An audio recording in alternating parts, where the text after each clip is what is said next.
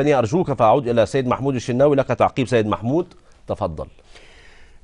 يعني أنا سوف أضرب مثلا على قضية إعطاء فرصة للشعوب حتى تفعل ما لا تستطيع الأنظمة فعله. إذا سألنا أنفسنا لماذا كانت المقاطعة العربية للعراق ما بعد صدام حسين، كنا نقول لسبب رئيسي وهو وجود احتلال أمريكي ووجود شكوك في القيادات التي جاء بها هذا الاحتلال والتي مثلت الواجهات السياسية للعراق.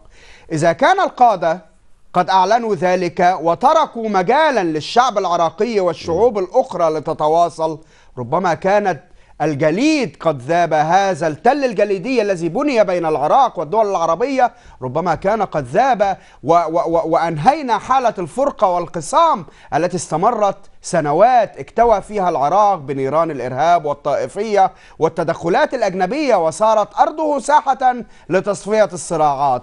إذن يجب أن يكون هناك توازي. آن الأوان. ربما لم تكن تلك العقلية موجودة مع أنظمة سابقة رحلت، وأنظمة حالية ربما استفادت من الدرس الذي رحلت بسببه الأنظمة السابقة.